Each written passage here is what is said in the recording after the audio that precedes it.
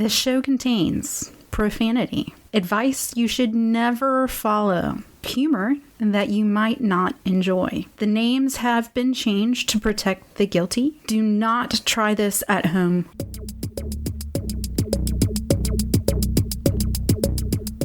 On this week's Pox and Puss podcast, Puss gets her gaiters replaced 3 times. Pox cuts the summer sausage, so to speak. And Puss puts up with Pox's drunk ass.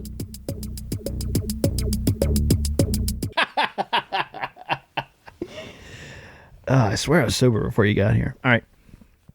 Greetings, yellow blazers, blue blazers, Bill Bryson lovers, Bill Bryson haters. Green blazers, because they're part blue blazer, part yellow blazer. Mm-hmm. Yeah, fuck them. Welcome to the Pox and Puss podcast. My name is Pox Holiday, and sitting to my left is Puss in Boots. And this week we'll be discussing all types of shit, such as, I don't know, your pre-hike jitters and other fun stuff. We'll be right back.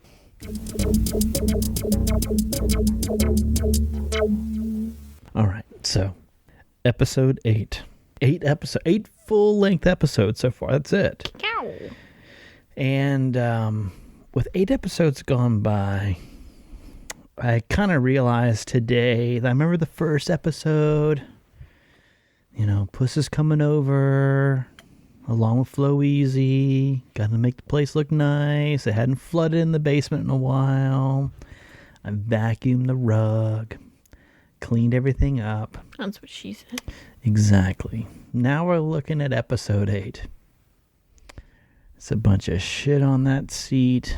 There's a box full of shit on that seat. I haven't even tried to use the cable organizer for anything over there. So I kind of feel like this is date number 8, and I'm gonna fart in front of you. You're gonna shit in the bed, aren't you? I'm gonna shit, and I'm not gonna close the door or put on the fan. This is kind of that. You're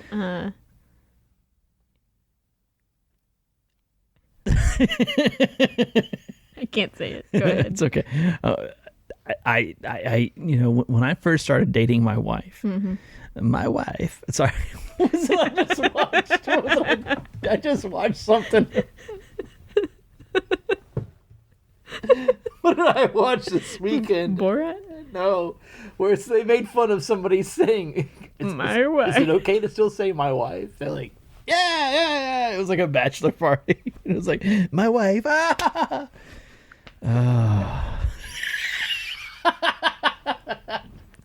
You even have a drunk person laugh right now. Oh, got it all going on.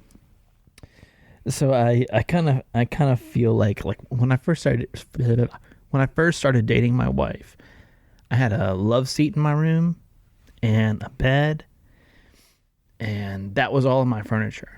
Like, I didn't have what you people call a dresser or drawers. Chest of drawers. Chifforobe, if you will. Or anything else where you could put your folded clothes. And I think I probably owned like 3 hangers at the time. And so whenever my wife would come over, I would, at the time girlfriend, I would take all of my dirty clothes and I would like heap them up and mound them behind my love seat that was in my room, that was like kind of in a corner of the room. I would pile all the clothes behind the love seat, and then, here's the key, you place a sheet over your dirty clothes. They never see them. It's like an architectural laundry basket. That's why I went to NC State's engineering college. There you go. And I can tell that about you. Yeah, that's why I went there for Parks and Rec. But so that's where we are in the episode world. This is the episode where I fart in front of you.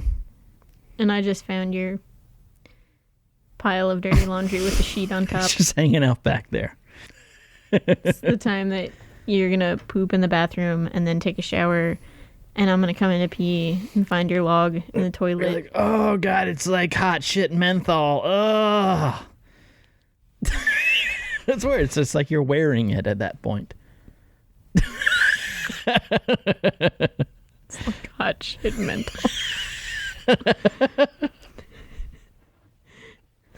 Tonight's episode brought to you by App Trail Extra Pale Ale for the Nantahala Brewing Company. I've had that since Christmas. It was you and somebody else are supposed to get that. Ice cold. Yeah. Hey gang, we're going to keep this contest going. Disregard the dates you hear in this little promo, and we're going to keep this going until probably one of the last weeks of February. Puss and I have been busy, haven't been able to listen to all your calls, but keep calling in and we'll keep listening. Okay. Hey gang, just want to let you know about a contest we're running with Zach Davis, the author of popular book Appalachian Trials. Here he is to tell you a little bit about it. Hey guys, my name is Zach Davis. I am the author of a book called Appalachian Trials. It is a psychological and emotional guide to through hiking the Appalachian Trail. But I'm calling in to announce an amazing new contest on the Puss and Puss podcast. I love your guys' show, by the way. You do great work. But the contest is called Walkin' with Walkin'. What does that mean? All right, so give us your best Appalachian Trail story. Seems pretty straightforward, right? Well, here's the catch. You have to deliver the story using your best Christopher Walken impersonation. I was actually supposed to give this message using my Christopher Walken accent, but I didn't really realize how difficult that was until attempting it for the first time just a minute ago. So in other words, Godspeed to you. The winner of the contest will receive a signed copy of Appalachian Trials. I'm pretty sure people think the book is good, at least judging by the reviews on Amazon, unless I'm getting punked by Earth, which is still totally possible. But anyways, Walkin' with Walken. Good luck. I can't wait to hear your entries. Happy hiking. Okay, so there you have it. Polish up those Walken impressions and put it out there. Give us a call at 828-394-4526.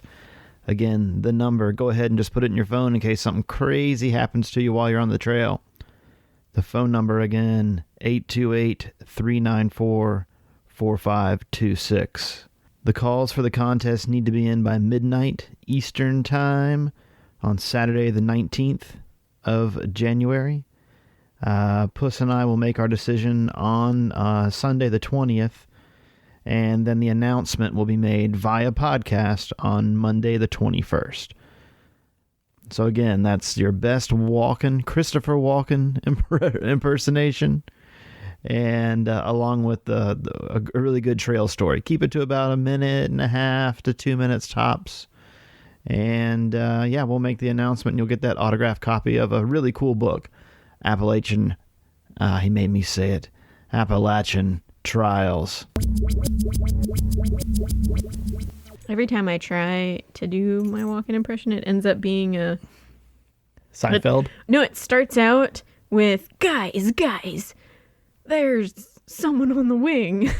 Mine always turns into, who are these people? Like, mine always turns into Seinfeld. Like, it's like, the guy, like, you know, he's like, whatever, he'll put the watch in his ass. Who are these people? You know? Put the watch in his ass. Well, that's the Pulp Fiction. That's all I got. Oh, God. Okay. But, so tonight I was wondering if we could talk a little bit about pre-hike jitters. Absolutely. It seems to be a pretty popular thing on the forums these days, be it White Blaze or the trailplace.nets.orgs.coms, whatever the hell they call them these days. Mm-hmm. It's pretty common, and I can sympathize. I know we're at mid-January, so hell the yeah. time is nigh. You've already got your Christmas gifts, bitch. Yeah. Now it's time to figure out what the fuck you need to buy. You better figure out how to work your Esbit stove and get your shit together. Yeah, and go ahead and put that pack on your back and go on the treadmill. Yeah. Pack it up, unpack it, repack it. Like that works. Pack it up, unpack it, repack it. Have a Thru-Hiker look through it and take half of it out, put a quarter of it back, pack it up, unpack it. What did you take that you got rid of soon? The piece of gear that I was the absolute most on the fence about before I started my hike was my water filter. I had an NMSR Mini Works, which I loved prior to being on the AT long term. I was militant about water. I was terrified of waterborne disease and illness, and I was like, holy crap, this will not be me. So any trip that I had ever taken, and you know, I mean, I maybe had 300 miles of hiking behind me, maybe, like in my entire history. But I always filtered with my MSR Mini Works and then treated with Aquamira. Wow. Yeah, I like double whammy. I was convinced that, but when I got on trail, like that was the thing that I had asked the most people. Should I bring it or should I leave it? And I'm really glad that all those people said, you're going to bring it and it's going to be the first thing that you send home. But if I tell you not to bring it, then I would hate for you to ever feel like you were not treating your water to your specifications. So I had it. I started with it. And it was the first thing of all my stuff that I sent home. I sent home my Mini Works. I think I sent home my bivy. Wow. I sent home my unbreakable signaling mirror. Oh, wow. Really? Yeah, I did. That's a hell of a risk. I sent home my... Those were the big things. Not that the signaling mirror is that big, but somebody who looked at all my stuff in a hotel room that had hiked the year prior, when he picked up the signaling mirror, looked at me and said, "Really? Vain much?" And I was like, "It's for signaling." He was like, "It's for vanity. Send it home." And I was like, "No, it's not. Fine." But I carried a 8x10 tarp, and I had a bivy to go with that, and sent that home pretty quickly because I realized for whatever water and warmth it kept in or out, it also kept water and warmth in or out. Like, right. So it wasn't, and I mean, it wasn't a top of the line bivy, but it wasn't a cheap bivy. It was, you know, a regular old, you know, not the super duper fancy, but I can completely top your sending home. Tell me. And this just ranks from 1998. Yeah. That's really the big difference is it wasn't until I got the wool floral top, like 4 days into the actual trail hiking, that I realized I really didn't need my candle lantern anymore. And right before I left for the trail, I went to a store called REI. Yeah. I don't know if you heard of those or not. But I went there, and they had 3 Thru-Hikers who had hiked, like, ranging from 8 to 2 years before I had hiked. And it was supposed to be like an hour and a half long talk, starting at like 6 p.m. I think I left at 7:30, and they had done nothing except talked about food for an hour and a half. And it was mainly like 1 or 2. This is the same thing that happens at every single Appalachian Trail speech you go to, anywhere I've been to them. Like, there are 1 or 2 old people who just want to hog the stage. And they just want to tell you about their experiences. Instead of letting everybody else ask their questions, get the fuck out. It's somebody going, "Well, when I hiked," it's like, Jesus tits, just get it the fuck over with. And so the same thing. This guy's like, "Well, I really wasn't a big fan of elbow macaroni as much as I was spirulina." No, that's a different type of thing altogether. But spiral pasta, that I found that gave me the most energy throughout the day. And that was just like every fucking talk I went to was somebody talking about food for an hour and a half. And it's like, let's see, how did it boil down for me? Macaroni and cheese. 85% of the time. Boom, done. Can you sing Spirulina? be the closing clip, please. Yeah. Yes. Spirulina. So what is spirulina? Green shit that's in superfood drinks. Yeah. It makes it look like diarrhea. God damn it. What happened? It was funny. It's this beer. Spirulina. Whenever somebody was like, now, what position did you find the most beneficial for sleep? And he's like, well, I like to sleep on my back. And what I would do before I slept was I would move the dirt out of a certain way so my butt could fit in. And it would allow my hips or my behind to sink in, and that way it'd make a straight line. And I'm like, really? And it's like, it's 8:50. Oh, God. We haven't even talked about anything. And it was just like, I'm done doing these talks. I always did my talks a little bit different every time. But there was one time that I figured, like, I know what I'll do. I'm going to go through the store and pick out the latest version of everything and the stupid shit that you should never bring. And so I had, like, the big-ass Bear Grylls survival knife and, like, Right. like, you know, everything that you don't need. Mm-hmm. So I had 2 piles on my little card table at the front of the room.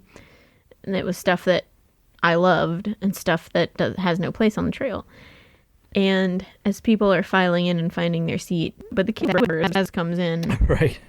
and walks straight up to the table and is like, I have all of this, and points to all the shit you don't need. And he's like, got his Bear Grylls knife on his belt right then and has his fucking survival bracelet on and like has everything that I hate that REI sells. Right. Yeah. And he's just like, I have all of this. And I'm just like, well, you're not gonna like this talk then. You go Like, out there. and that was just it, as like, as I'm going through and I'm picking up, like, you know, the like Leatherman Micra, or Right. you know, I'm like, this knife works, this knife is redundant. You can see him just kind of like narrowing his gaze at me. Bear Grylls. Yeah. Anything that has Bear Grylls on it, you probably should leave at home.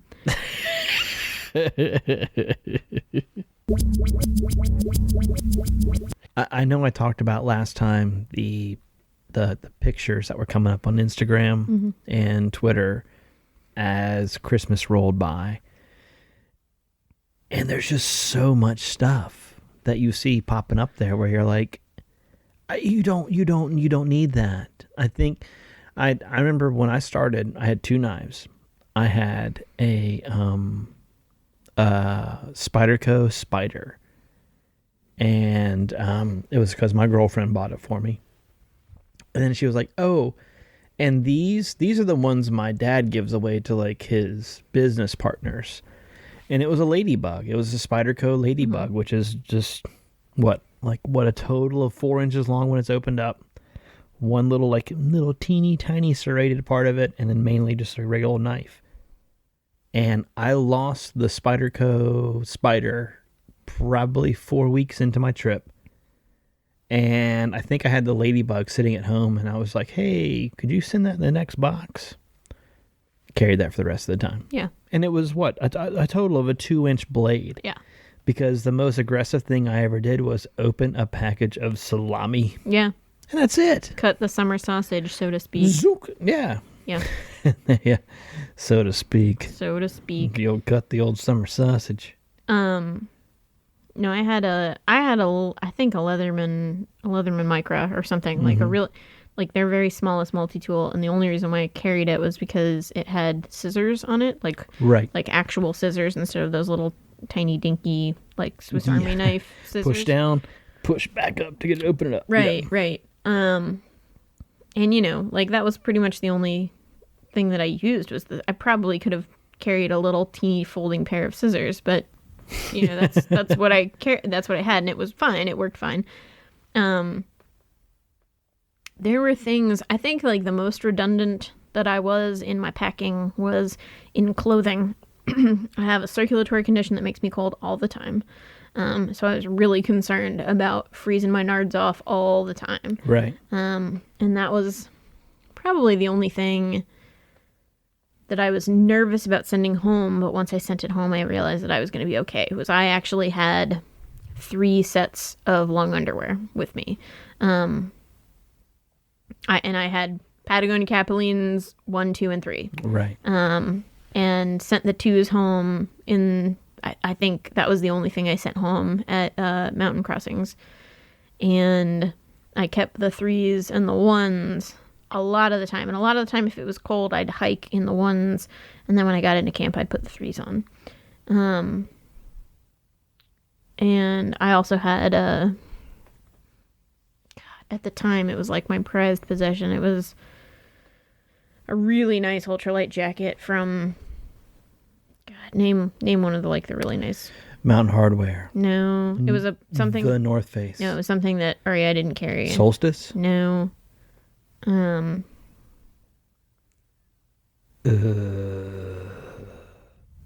it Marmot? No. Patagonia. REI didn't. It's a brand that REI doesn't even carry. Are we talking about a jacket? Yeah. I'll think of it later. Is it a down jacket or a waterproof jacket? It was a synthetic insulating jacket. I want to say, I know it wasn't Feathered Friends, but it was like something along the lines of it was a really expensive lightweight jacket. Western Mountaineering? I can't remember. It may have been Western Mountaineering, but I had a lightweight insulated jacket. I also had a heavier weight down jacket that I think I carried at the beginning, and then I switched that out for the lighter weight. I carried 2 sleeping bags for a while.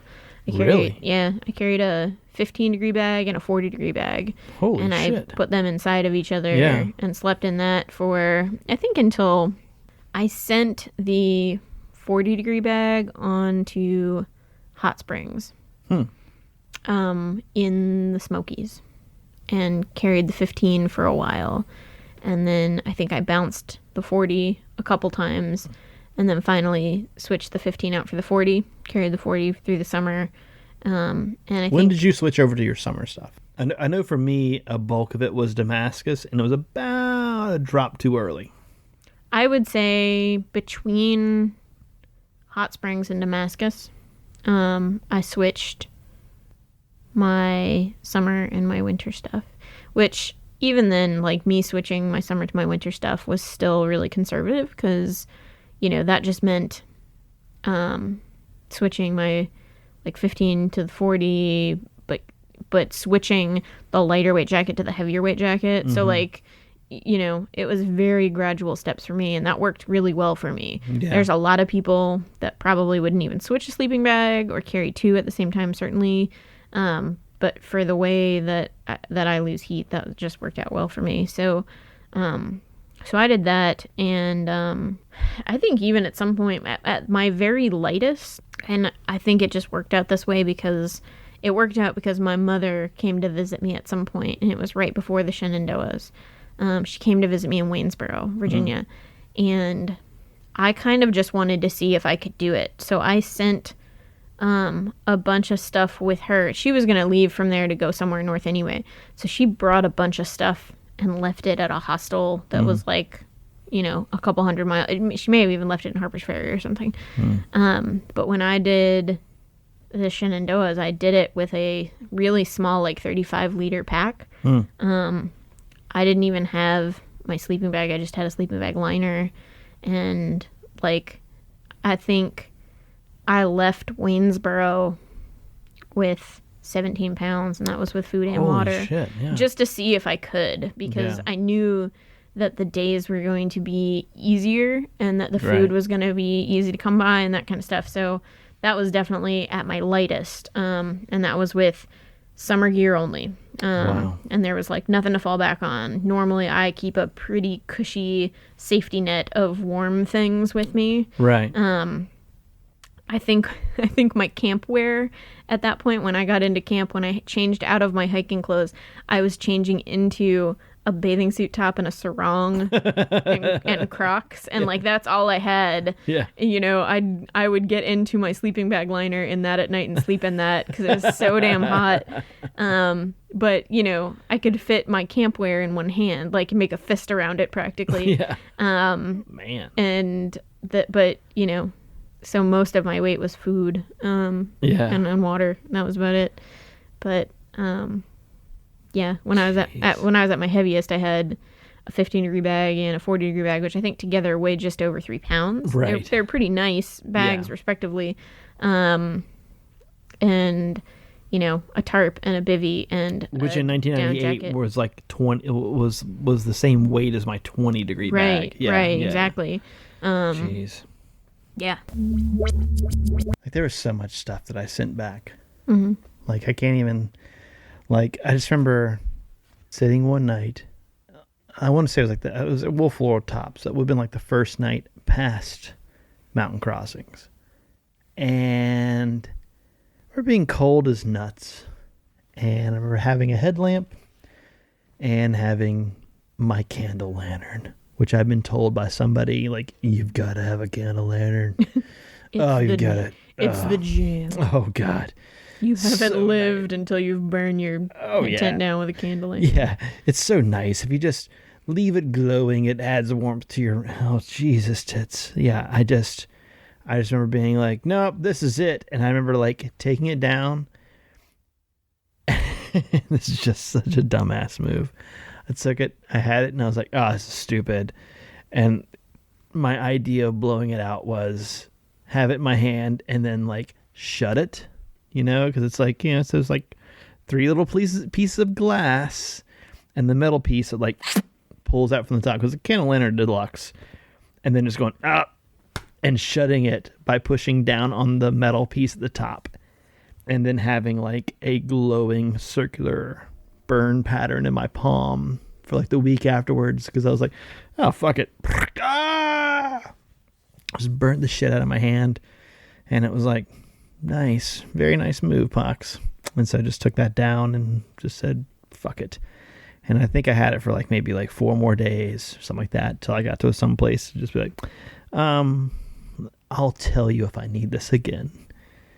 But honestly, I can't even think of a lot of things that I kept with me the entire hike. I was a big fan of bouncing stuff ahead and keeping copious notes of what was where. I bounced stuff all over the place. I sent some stuff home, and I would just write on the box. Like, if I sent it home to my mother, for example, I would just write on the box, hold until I ask you for this. This is box number 4. Right. And I wrote in my little journal, box number 4 has your 15-degree bag and your heavy down jacket and, you know, whatever else. I kept really good notes of what I had. I kept really good notes of what I had waiting for me at home if I needed it. Right. And of course you pick up pieces of gear along the way too. If, you know, you glance into a hiker box, or there's, you know, an outfitter's having a really big sale or whatever, and you pick something else up and something new. But there were not many things that I actually had with me the same time. Over the course of my hike, I hiked with 3 different packs. Right. You know, I started out with a Granite Gear Nimbus Meridian. I carried that until Harper's Ferry. And when I got to Harper's Ferry, my weight was and it had probably been that way for half of Virginia.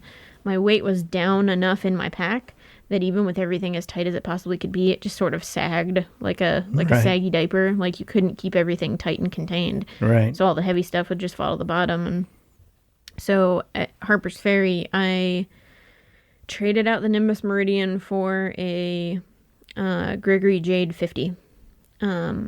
And sent the Nimbus Meridian home and carried the Jade 50 for the rest of the time and made modifications to that. It actually holds less than 50 liters now. I got rid of the top lid and some other stuff. And then for the Shenandoahs, I carried a little Deuter day pack that was like it was the day pack that really wanted to be an overnight bag. Right. Yeah. And it was like a little, like 35 liter Futura or something like that. And I took that for a spin, and it was fine. It worked okay for the Shenandoahs. I think you could pull it off if you wanted to do a short trip that was lightweight. I kind of just wanted to carry it to see if I could do it, and I did. But as soon as I was done with it, you know, I think I only carried it for like 10 days and switched back to the Jade, or switched to the Jade at that point, or whatever it was. But I carried the Nimbus Ozone on the PCT. So, yeah. And I don't know, I'm not trying to hate on one brand versus another, but I always felt like Gregory packs are a little bit heavier, but they do a great job. They hold up really well. It's all about the suspension with them. I just felt like at Katahdin, I saw so many people with Gregory packs that looked okay. I saw a lot of people that had Granite Gear packs that had seen better days but were still functionally sound. And I saw more people with Puss packs that dumped theirs in the trash as soon as they got off Katahdin. And they were just like, it worked barely. But, you know, and I'm sure that I hope that they have changed it, but the engineering on a lot of the Puss packs put pressure on places that get a lot of abuse. Right. And so, you know, before you know it, the frame's exposed, and, you know, points of tension that are supposed to hold and support weight can't because there's holes in them. I always, you know, Puss packs have an almighty guarantee, and they'll fix anything. But I think there's a reason that they have to do that. Well, this segment was brought to you by Packs. You're a liar. We don't have sponsors. You're a liar. But, you know, they are happy to fix anything. Yeah. Anything that you need to have fixed. And if, you know, if you total your pack and you don't feel like it meets your expectations, they'll replace your whole pack. But I feel like, you know, the year that I was on trail, there was an entire line of packs that had a faulty hip belt buckle, and it would just bust. Yeah. And so at trail days, anybody that had that pack, they would give you a handful of those buckles and just say, hang on to these because your other buckle will break. You're gonna need them. Yeah. And it was like, wow. Wait, what? Wow. But, you know, like, I always felt like it was pretty indicative at trail days. You look at, there's a Gregory guy and a Granite Gear guy and a Puss pack tent, and, you know, there's places there that are there to fix stuff. And I remember in 98 and a couple of years thereafter, like, seriously, like, Wayne Gregory himself was there at an industrial sewing machine, just like, bucket. yeah. Well, It's fixing stuff. Osprey would only fix Osprey stuff. Right. Or anything that fell under the Cascade Designs label. So that was MSR, Platypus. Thermarest. Yeah. And they were only really fixing Osprey stuff. Granite Gear would fix anything. And so they were fixing, you know, Big Agnes and Granite Gear. And I mean, like, I had my homemade tarp that I had punched a tiny hole in. They were like, bring it over, we'll fix it. And Wayne Gregory was there with his equipment to fix stuff. But he sat in a lawn chair and threw a Frisbee to his border collie the whole time. He didn't have, like, Osprey had a line, you know, 10 people deep the entire weekend. Granite Gear had a pretty decent line, but they were also always giving away food and fixing anything. And then there's Wayne Gregory throwing a Frisbee to his dog, and it's like, wow, this is kind of indicative. Well, it's kind of funny because when I went there, I went to trail days for like 5 years straight, and I literally bought a pack at an REI scratch and dent sale where the person brought it back and they were like, what's wrong with this pack?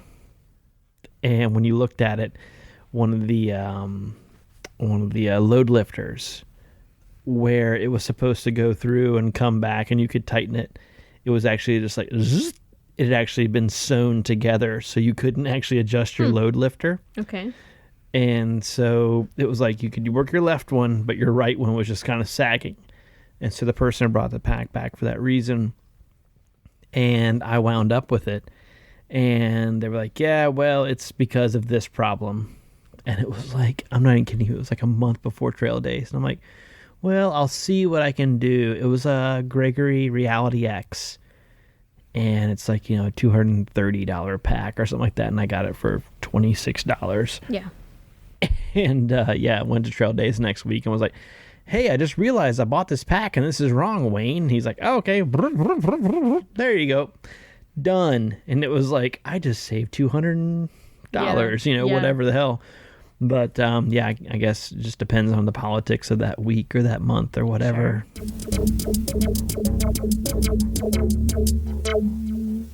Did you have any like phenomenal customer service by any particular company while you were on trail? The in Bristol, the ski house, Haus, house, ski house. Ski halls. I got right before I got to Damascus. I remember I was pumping some water, and I'm like, I put my foot up on a log, like, tick, tick, tick, tick.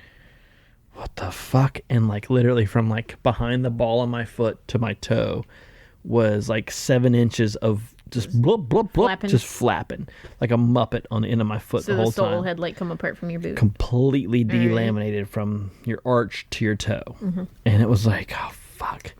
And it was probably like 28 miles, something like that. Like duct tape, glue, whatever you could use to get it to finally stick together. And just, somebody was like, I remember I went to Damascus and they were like, sorry. Like whoever it was there, you really can't do anything for you. Sorry. So somebody I think I might have hitched once, twice, finally got into Bristol and at the ski house. I'm not even kidding you. Right outside of Irwin. Got outside of Irwin. There was like a shelter like 4 or 5 miles outside of town, something like that. Not far at all. Got there and there were these kids who were camping back up behind the place. And we heard these people like up behind the shelter just kind of rah, rah, rah, rah, rah, just kind of raising hell in general. And it was just Barf and I hang out at the shelter. And like after a couple of hours of just hearing like just hell raising going on behind the shelter, these 3 dudes come down and they're like 16, 17 years old, stoned out of their minds. They're like, hey, we were thinking about making a fire down here. We're like, yeah, let's make a fire. Fuck it. I remember at one point in time I was like 100 yards deep into the woods, dragging this old pine tree like out of the woods, just pulling this thing to the woods. And I come out and these like 16, 17-year-old kids have this gigantic bonfire like in front of the shelter, and it's like, all right, so I guess I'm throwing this tree on this fire here. All right, and just like throw it down, and these kids are just like, they've got these guys have more drugs and alcohol than we do, and they're like 17, 18 years old. You're like, all right, whatever. So we hang out forever with these guys, and guys like, hey man, if you guys get up early, and this is up where Beauty Spot. Yeah. Okay. So they're like, we're parked up by Beauty Spot. If you see a green pickle colored VW van, it's us, man. Come hang out. I'm like, okay, sure thing, whatever. And I just remember walking through Beauty Spot, and it's like completely socked in. You can't see anything anywhere. And it was like, there's the green van. Do we go hang out with us kids again? And it turns out the kid's from fucking Bristol. And he works at the ski house. Oh, nice. And it was just kind of like, hey, aren't you? And he's like, yeah. I'm like, well, fucking my boots are fucked. And he's like, all right. And so, yeah, so they couldn't find what we needed at the ski house. And drove us down to Bristol. Figured out the size we needed of a certain boot. The ski house bought that boot from this other random outfitter down in Bristol and let us have them. And then we gave the ski house our old boots, and they took the old ones and took the rebate from Vask. Wow. Yeah. And it was like, okay, because the buddy I was hiking with, he had a pair of Vask boots as well, and his boots had kind of started to give out on him, not as bad as mine had. And they were like, yeah, fuck it, let's get you guys both brand new boots. Dang. Like, okay. And they drove us back Above and beyond. Yeah, and drove us back to Damascus. Like, well, thank you. I will say, speaking from the standpoint of somebody that used to work at an outfitter, and I'm sure that you can say this too, there is nothing that drove me more crazy when surrounded by other hikers, or when I was working at my outfitter and people would come in with their chests stuck out saying, I am through hiking the Appalachian Trail right now, and these boots are not living up to my expectation. I demand a new pair. Well, it sounds to me like you're THROUGH hiking bitch.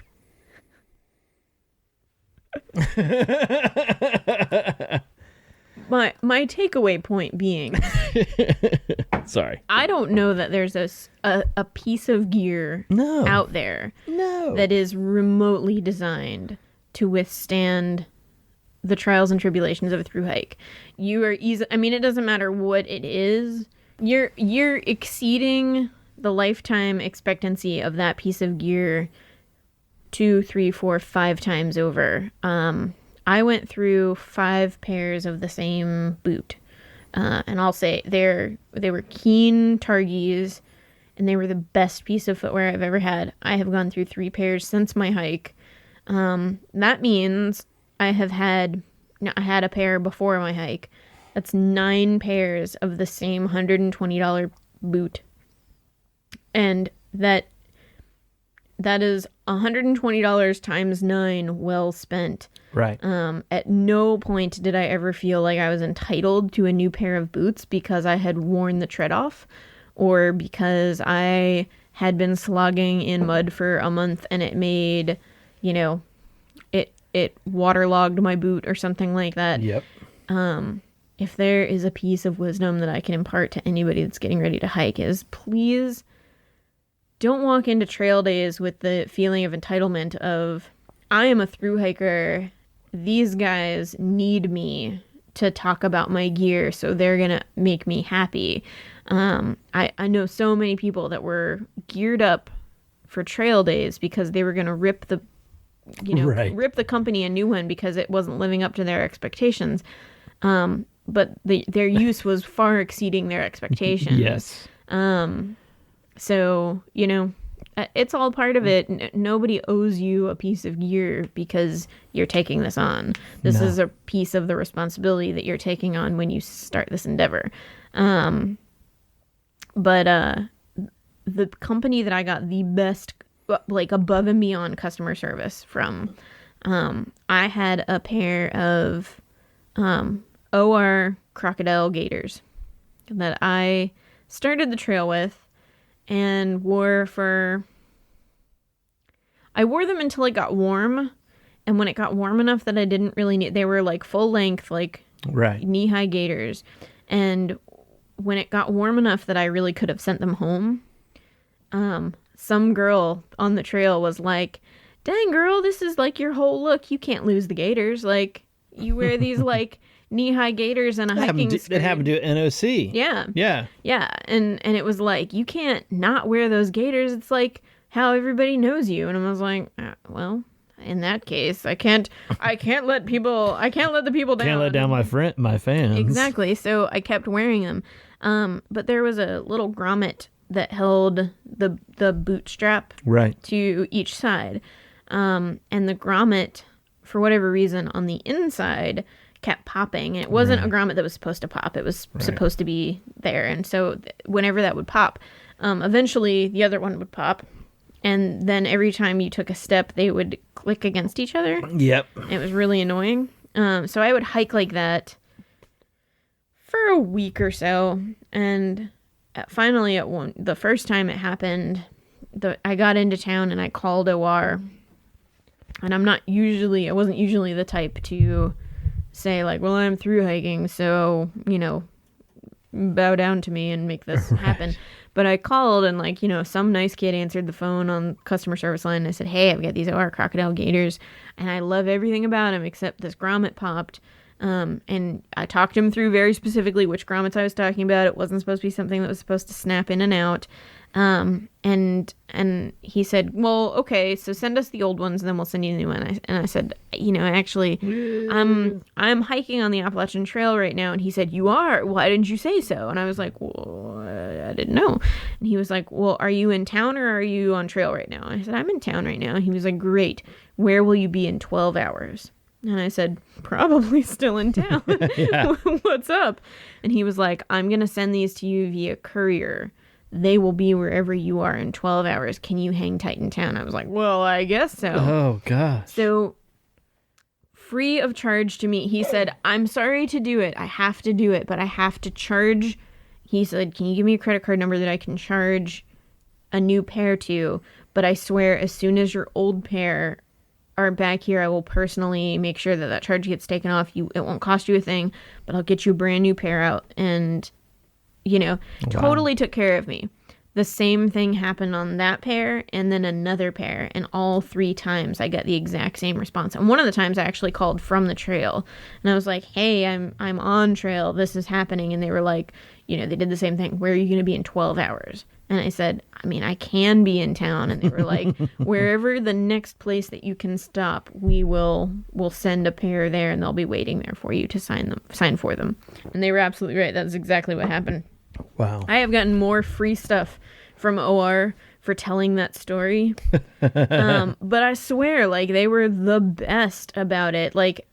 I never had to feel like I was strong-arming anybody into, you're going to make this right. It was just the way that they handled business. That's pissing me off because I pretty much kept my OR mini crux going with duct tape from halfway on. I'm like, fuck, I should have called him up.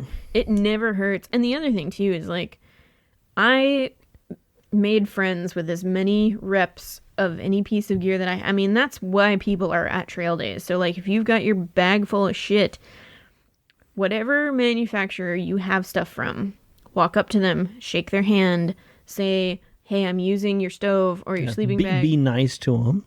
Like be you nice said, to them, shake their hand, tell them I'm carrying this, that, or the other, and I really love it. If you've got a problem with it, say, I really love it. If I were going to change anything, this is what I would change. Get their card and, or write down their information in your journal, because there were more times when I had something fail, which it will do because you're beating the shit out of it. Yeah. When I got to a place where I had cell phone service, I called the Granite Gear rep from the Blue Ridge Parkway, and I just was like, hey, what's up? So I'm standing here on the side of the Blue Ridge Parkway, and I just realized that one of the bolts that holds my shoulder strap in place is missing. It must have just fallen off. There is no way I'm going to find it. What do I do? And he said, cool, no problem. So are you looking at your pack right now? Cool. Go to the hip belt. There's 2 bolts on the hip belt. Take one of them off. Put it on the shoulder strap. That's more important. When you get to the next town, go to if there's a hardware store nearby, get bolt number J123 or whatever it was. That's the same bolt. It's just made by a hardware store. Right. If you can't get to an outfitter. If you can't get to an outfitter, they should have a spare bolt, or they'll at least be able to take one off of another pack.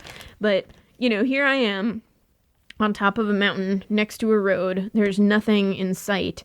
And I'm talking to a gear rep who's telling me how to fix, my pack that I have just figured I am totally fucked.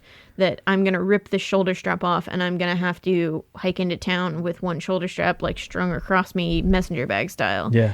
Anything like that. And, there were more times where I had a piece of gear that I really liked where, I won a new stove at trail days.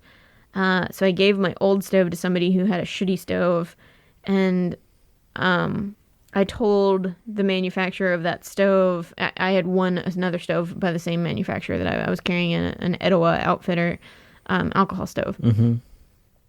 And I won a new one, gave my old one away, and the guy from Etowah Outfitters was like, thanks so much, and gave me some other piece of gear. And it was just holy cow, this just keeps happening. But there are more people that are going to give you those shit. guys from Etowah are pretty cool. Yeah, they're awesome. I mean, that's just it, too, is like, the smaller retailers are the shit, and their customer service is going to be amazing. Etowah, I know, like 6 years ago, was like literally out of some dude's fucking garage. And it's probably the same thing. Yeah. South Carolina.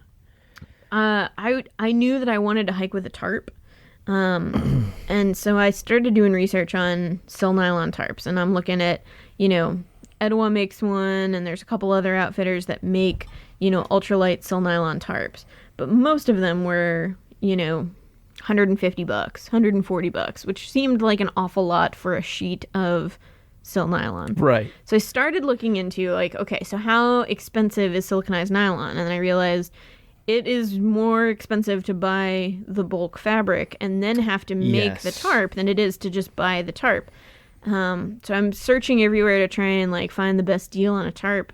And somebody on whiteblaze.net had posted, hey, this guy, and I wish I could remember his name now, but it was the exact same thing. It was a guy that made hammocks in his basement. And he had put up that it was about this time of year, and it was his after Christmas sale, and he was just trying to get rid of the 2008 stuff that hadn't sold and start putting new stuff out. He had a make your own sil nylon tarp kit, and I'm like, that's perfect. And there was this list of stuff that was on sale, and so I click on the link from whiteblaze.net to get to his website, and I'm clicking through all the clearance stuff and the sale stuff, and there's this make your own tarp kit. Was originally like $75, marked down, and then in parentheses in red it said next to it like only one left, and I'm thinking there's no way I'm gonna get my hands on this, but $75 to make my own tarp, that's a steal. So I call the guy, and it's one of those like bring bring, like, hello, hey, can I talk to Jim Bob? And oh, hang on, and like his wife is like, Jim Bob, it's for you. And he answered hello and gets on the phone, and I'm like, hey there, I'm sure you've probably already sold it, but do you still have any of the make your own tarp kits that you've got clearanced out on your website? And he goes, oh yeah, I just marked them down again actually. And I said, really? And he said, yeah. And I said, can I ask why? Like how could a make your own tarp kit become outdated? And he said, well, to be honest, it's kind of a girly color. Boom! And I thought, perfect. What color is a girly color? And I'm thinking like lilac or pink or something like that. Vagina. Just pure vagina. And he says, it's sky blue. And I said, well, how much is it? And he says, $35. So I got $100 worth of siliconized nylon, complete with all the other crap that I needed to make this tarp. And my mom and I put our heads together and used her sewing machine and made an awesome tarp that I still use all the time now. So there are definitely things that you can be smart about buying and get gear that is way better than what you can buy. There was this couple I worked with in like 2001. I think it was 2001. Mm-hmm. And they looked like they were related. They just looked like if the Sklar brothers had a husband and a wife. The Sklar brothers? Yeah. They just look like twins. But it was a guy and a girl. And so they were like, yeah, we're thinking about hiking the AT. I'll wait. And this podcast brought to you by $2 Chuck. Just straight up booze.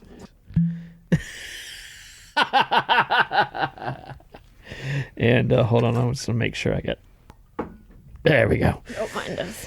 Don't mind us while you're filming. But here's the swimming with bow-legged women. So these two, they look related. They were married, and right before they left, the guy was about to quit, and his job's like, do you mind if we lay you off?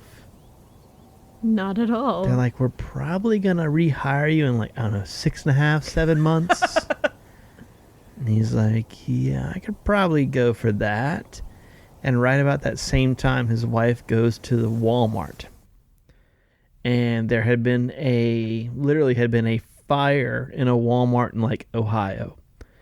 And so I guess whenever there's like a disaster in a certain Walmart or something, they satellite spread all the different stuff that's not messed up to other stores whenever they close it down. So there was literally a fire at some Walmart in Ohio, and she gets an entire roll, like 12, 16 inches round, wrapped of cloth of silicone impregnated nylon. Oh my God. For $20. Oh. Like 100 yards. Yeah. Oh Boom. my God. And she was like, I would have made so much so stuff. is this what it is? Like, and the lady's like, did I do good? yeah, it's like $20. Like, I hope you don't mind the smell of a little bit of smoke. Because like it had been in a fire sale. Yeah. It had been in a fire. And so like, yeah, it's fine. So for like $20, they got 100 and something yards of Silnai. They probably, I mean, I'm not shitting you, they probably still have Silnai. Yeah. And it was in like blue. So it wasn't even like a fucking girly color. It was just when like, he said girly color, I was imagining like daisies on it. Yeah. He said sky blue. I was like, okay. and here's the other thing. He got a severance package Oh yeah. for a fucking year and was hired back 7 months later. So it was like he actually wound up when they were done. They came back. When they came back, 6 months later, sure enough, they had finished, came back to work. And he got his job back, and he used the remainder of his severance to buy a house, like to put a down payment on a house. They were just those fucking people. Yeah. And you're like, well, good on you. Yeah. Good on you, fuckface. Here I am, my candle lantern. I would have left it in a shelter. That's the kind of thing. The candle lantern? Yeah. I still have it. Oh, do you? I used to like totally. I think at NOC I'd send it back. I used to totally like pilfer and pillage hiker boxes. Oh, yeah. Especially in the beginning. Like if there was a good piece of gear, I was like, I will fucking put that in a ship anywhere flat rate box. Did they not make like the beginning of the AT, like the approach trail, sound like it was going to be the fucking road of paved with gold? Like when you read shit that was like, oh, people leave stuff between mountain crossings and Oh, like, yeah. Yeah. The trail's gonna be lined with gear. The only thing that I found on the approach trail was there was a sweatshirt that was like a men's extra large, Right. and those little cups of like fruit, or it's almost like a pudding cup, like right. it's like those little cups of fruit. There was a neat little pyramid of fruit and vegetable separately On the cups approach trail. on the approach trail, and they were set up in this little pyramid. Like somebody went, fuck this, I have 8 of these little cups, I gotta get rid of them. And so they had set those up in a little pyramid. And I'm pretty sure that was it on the approach trail. And right next to the approach trail, in a little pile of Jell-O cups, it said, "Do you know Baltimore Jack? You will." You will. But I got more stuff in hiker boxes. Like there was Oh, fuck yeah. there was a hiker box somewhere that like I glanced in, and there were they're like $20 a piece granite gear shopping bags that like Yeah. fold into there were Yeah. 2 of them just laying in Who the there. fuck takes those? Well, all I could I'm sorry. I got mad at those people who we don't know who they are. all but I could think good was like, tits. who thought that they needed shopping bags I'm taking on these the AT to show them. Well, but it was like, so I grabbed both of those, marched my sorry ass down to the post office, stuck them in a flat rate envelope, and shipped that shit home. It was like Christmas when I got home. I had more packages waiting for me of stuff. Those things are like $20 a pop. Yeah. Every time I found something like that, I was just like, why would you just throw? Well, and I was also one of those people that, like, on my way out of town, I always took all my change and threw that in a hiker box. So I can understand, like, you really are throwing away money there. But it was like 78 cents. That was heavy change. So, I'm sure that like somebody could do a study on how much change they could just pick out, because every hiker box. I stuck those in a lot of hiker boxes with change. I mean, everybody throws their handful of change in a hiker box. I wonder how much money you could collect if you collected all of the change out of the hiker box, like every hiker box you got to, I bet you could make some serious money.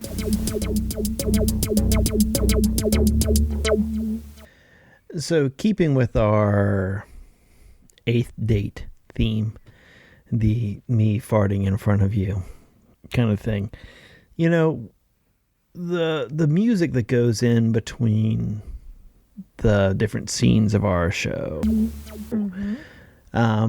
A friend of mine, I asked him just to kind of put some music together, and he's like, what do you want? And I said, I want something that sounds like it could go with a Nintendo game. Like just something electronic, like I don't really give a shit. Let's just go. And so that's where the original Beats audio by Beats came from.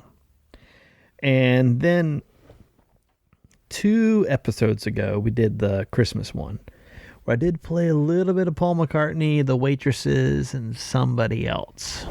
And so I started looking up, like, hey, what's up with this music? Can I legally use it? Are we going to get sued? What the hell? So then I found this website that was completely devoted to public domain music. Music you can use if you pay a one-time fee. And so I thought there's a few songs that came along that I thought would be good for us to listen to. These are a few songs that maybe we could use for our theme song.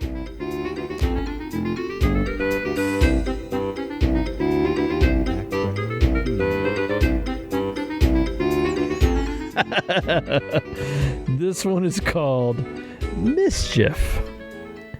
A fully orchestrated comedy piece featuring clarinet, double reeds, and novelty percussion. Playful. Is this still the same thing? Playful and upbeat. I feel like this is like an old-timey silent movie. I mean, maybe all of them will sound like that to me. Yeah, there's a good chance they will. So that one, I feel like if we ever actually decided to just assault children, that one would have been a good song. So this next song is from the tropical department, and it's called Ocean Groove.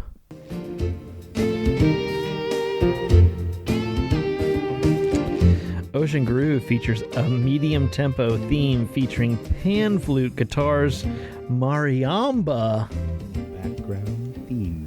background themes, and percussion. I'm pretty sure this is like the intro music to Saved by the Bell. Well, this is ideal for beach scenes and travel. It was in between, like when you came back from commercial break, they had like 2 seconds of this, and then Screech going like, guys.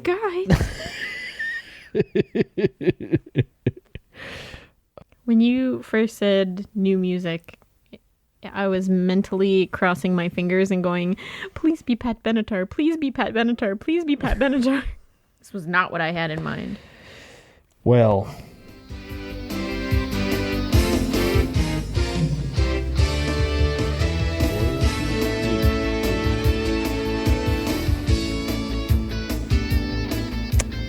so this is called Showtime. That sounds like I was gifted a VHS when I was in college that was entitled Lovers Caught in the Act, and it was surveillance camera footage of people doing it in inappropriate places like stairwells and It sounds way too personal. parking garages, whatever. But You were gifted that? I was gifted by the crazy lesbian that lived 4 doors down from me. Wait. So this is all real? Yeah. You can't make this shit up.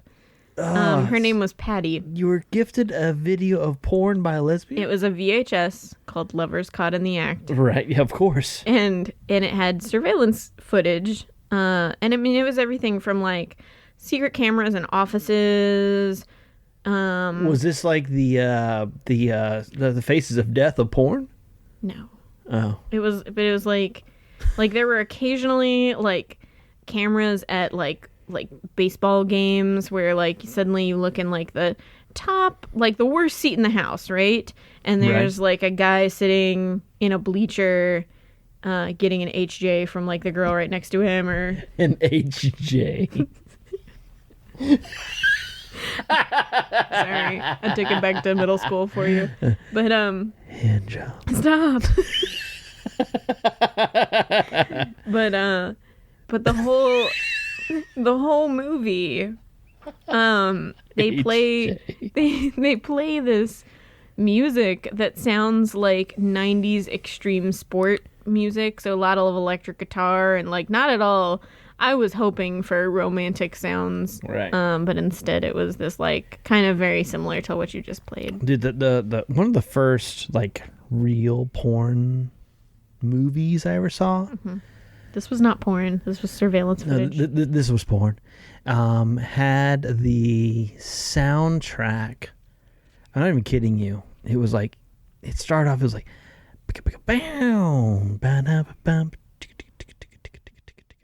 and it was like this like long like, and it was like,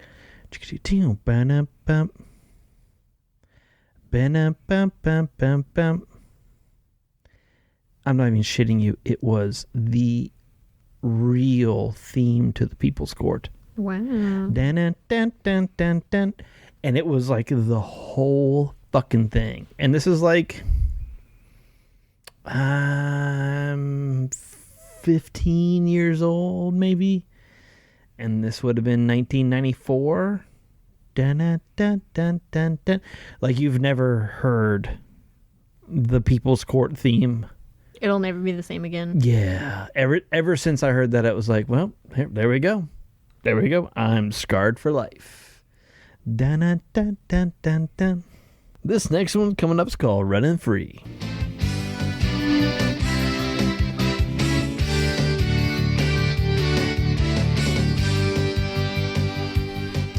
I thought if you and I ever adopted a Russian child or something,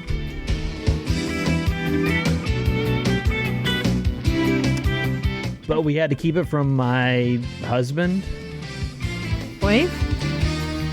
I don't know.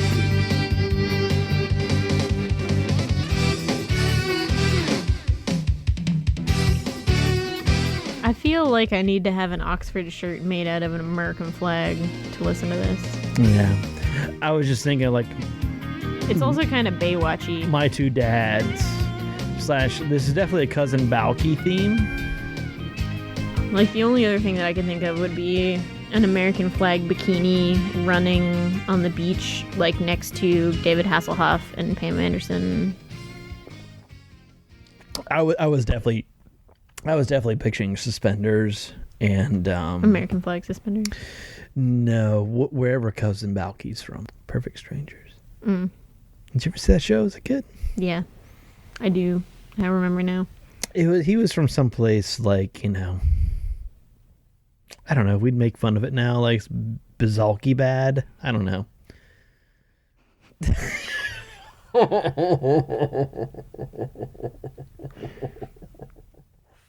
I'm so glad we don't do this show live. Yeah, it would... Bizalky bad.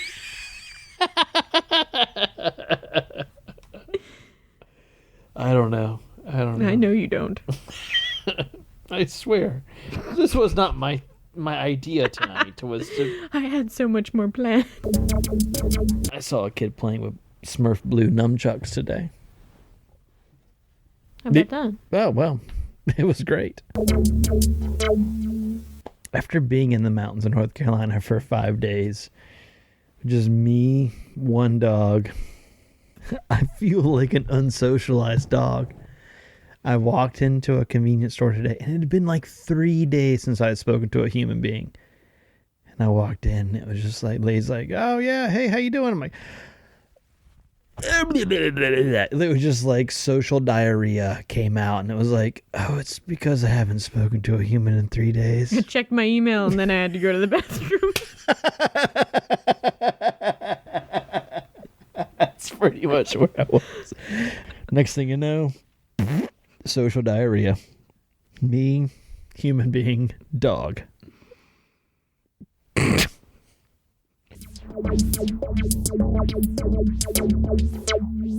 I think like everybody does when you get off trail, you're at your most physically fit and you are convinced that you're going to keep that level of fitness and you're going to be your own person. You're going to be the opposite of everybody else and you're going to stay that strong. And so when you get home, you go for like 3 runs and then you stop and then you get fat and you keep eating the same way that you ate while you were on the trail for years afterwards. Yeah, thanks. And you just get fatter. You You don't need to pile it on. It's bad.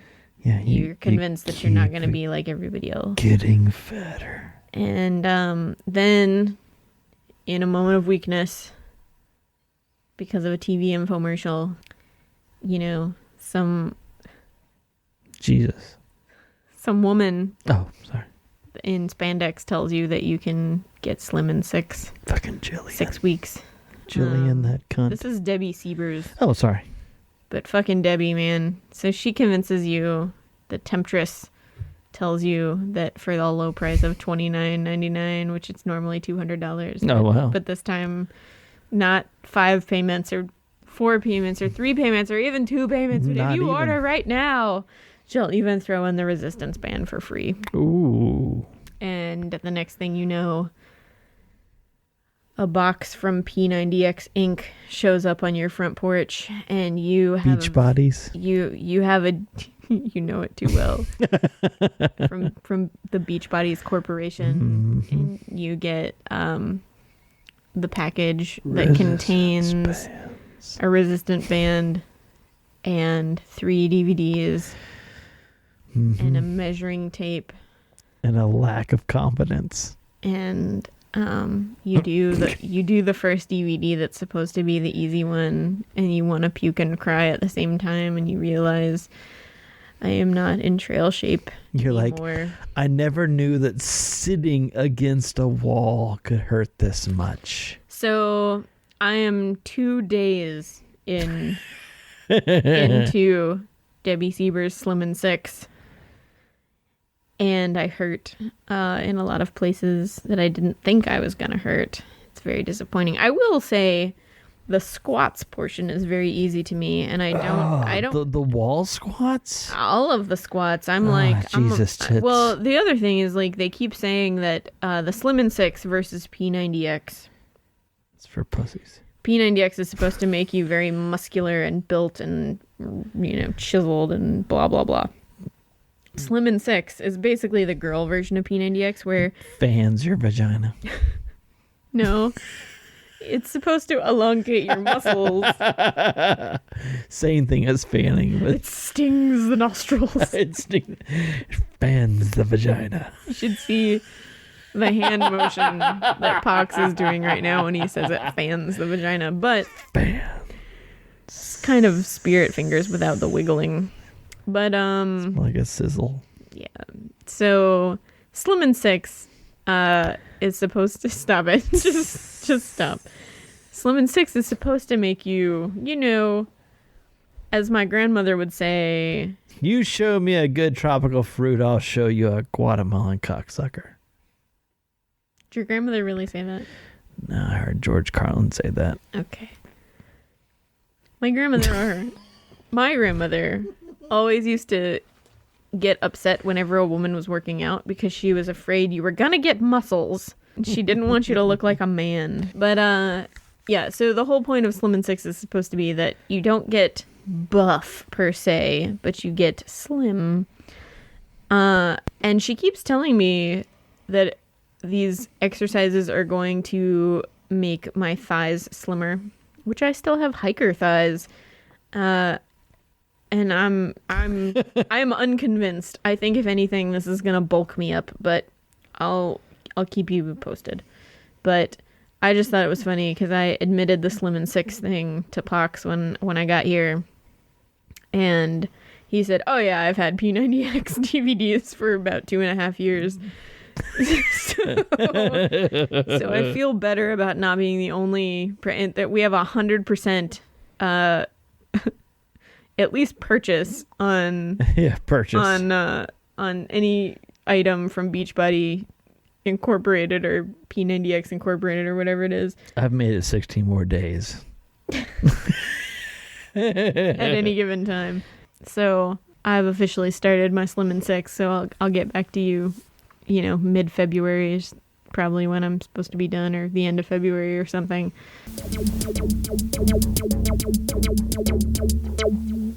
Oh, God. Is this 2 weeks in a row we're going to end it on a borderline let's go to sleep? I'm tired. I think you fell asleep in your wicker love seat. Fucker. Well, yeah, it's wicker. I calls them like I sees them. Don't get mad at me. Go ahead and wrap it up. We'll wrap up the next one. I'm farting right now into memory foam. Blobbity blobbity blah. Night night. Fuck them. Yeah. Well, it sounds to me like you're THROUGH hiking bitch. That's some pretty gay stuff, my dogs. Nothing tops that. Can that please be the closing statement? Yes, it can. Spirulina.